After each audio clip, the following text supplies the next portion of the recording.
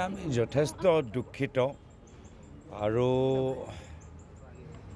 এনেকুৱা সময়ত ভৱিষ্যত কাৰো লগত যে এনেকুৱা দুৰ্ঘটনা নহয় তাৰ বাবে দীৰ্ঘদিনৰ এটা চিন্তা কৰাটো গুৰুত্বপূৰ্ণ।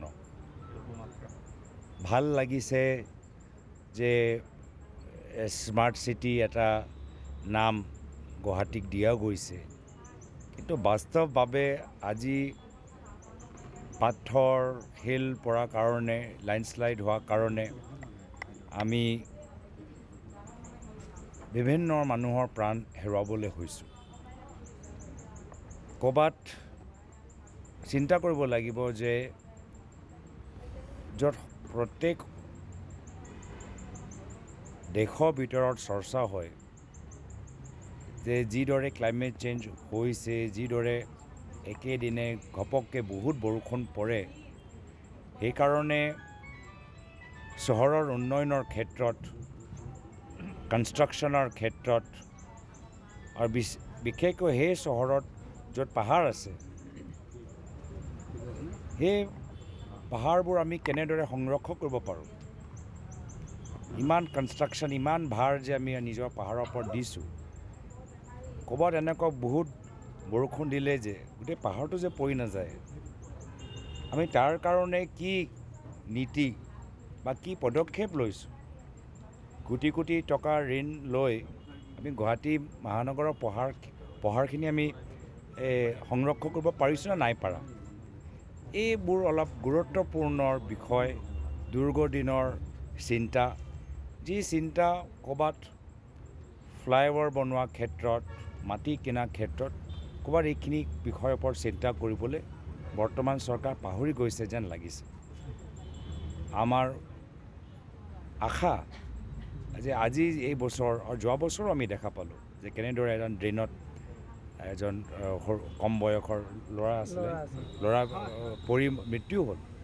আমি ভাবিছিলোঁ যোৱা বছৰৰ পৰাই এইখন চৰকাৰ বিশেষকৈ গুৱাহাটী কৃত্ৰিম বানপানী এই পৰিস্থিতি লৈ, সমস্যা লৈ আৰু শংকিত হ'ব, কিন্তু আজিৰ তাৰিখত দেখা পোৱা নাই। আজিও মই আশা কৰোঁ এইখন চৰকাৰ একদম ইমাৰ্জেঞ্চি বেচিছত গুৱাহাটী আমি ক্লাইমেট ৰিজিলিয়েণ্ট, ডিজাষ্টাৰ ৰিজিলিয়েণ্ট, লেণ্ডশ্লাইড প্ৰুফ, আমি ৱাটাৰপ্ৰুফ শুনিছোঁ, কিন্তু লেণ্ডশ্লাইড প্ৰুফ আমি গুৱাহাটী কেনেদৰে নিৰ্মাণ কৰিব পাৰোঁ। ফ্লাইঅভাৰ্ছ হৈ থাকিব, হোটেল হৈ থাকিব, ৰিজৰ্ট হৈ থাকিব, কফি শ্বপ হৈ থাকিব, পাহাৰ আৰু আমি মানুহৰ ঘৰ আমি কেনেদৰে বচাব পাৰোঁ তাৰ ওপৰত চিন্তা কৰাটো বৰ্তমান চৰকাৰক মই বিনম্ৰভাৱে নিবেদন জনাইছোঁ। কেন্দ্ৰত তেওঁলোকৰ চৰকাৰ, ৰাজ্যত তেওঁলোকৰ চৰকাৰ, মিউনিচিপেল কৰ্প'ৰেশ্যন তেওঁলোকৰ, বিধায়ক তেওঁলোকৰ, চবতো আছেই ক্ষমতা।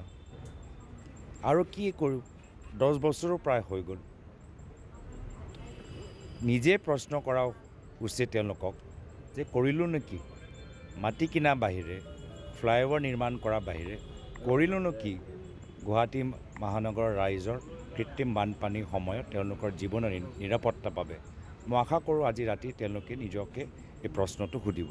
কিমান আহিলে আচলতে মেঘালয়ত তেওঁলোকে থকাটো কৰে বা মেঘালয়ৰ পানীয়ে যথেষ্ট। আজি আমাৰ পাহাৰৰ পৰা ইয়াত মানে যে শিল পৰাৰ কাৰণে বালি যিদৰে পৰিলে এটা ঘৰ চেপেটা হৈ গ'ল, ইয়াতো মেঘালয়ক দুখ দি লাভ নাই। এই পাহাৰত মেঘালয়ত কিবা প্ৰভাৱ আছে নেকি। তো সেইকাৰণে ৰাইজ চব কথা বুজি পায় আৰু ৰাইজৰ চকুত যুক্তি মানে পূৰ্ণ কথা কোৱাটো যথেষ্ট গুৰুত্বপূৰ্ণ। এনেকুৱা এটা সময়ত য'ত আমি প্ৰাণ হেৰুৱাইছোঁ, যুক্তিহীন কথা কোৱাৰ পিছত মই ভাবোঁ ক'ৰবাত আমি মৃতকক আৰু তেওঁলোকৰ পৰিয়ালবৰ্গক অপমানিত কৰিছোঁ। এইটো দুটা ৰাজ্যৰতো একে নেডাৰ অংশ, দুটা অংশ। তেওঁলোকে এটা ৰাজনৈতিক কোলিশ্যন, ৰাজনৈতিক মঞ্চৰ দুটা অংশ। নতুন আজিতো প্ৰথমবাৰ বাবে তেওঁলোকেতো বহা নাই, ইয়াৰ পূৰ্বে কিমানবাৰ তেওঁলোকে বহিছে, কিমানবাৰ তেওঁলোকৰ মিটিং হৈ থাকে। দুয়োগৰাকী ৰাজ্যৰ মুখ্যমন্ত্ৰীৰ মাজত কিমানবাৰ তেওঁলোকৰ যোৱা 5 বছৰৰ ভিতৰত কিমানবাৰ সাক্ষাৎকাৰ হ'ল। আজি এই মিটিং লৈ আমি কি কৰিম। এইটো মিটিংটো কৰিয়ে আছে, এইটো নতুন মিটিংটো প্ৰথমবাৰৰ বাবেতো লগ পোৱা নাই।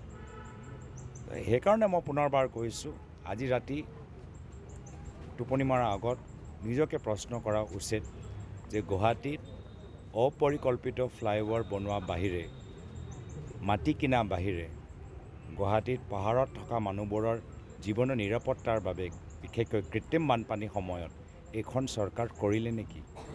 মানে চৰকাৰৰ মূল কথাটো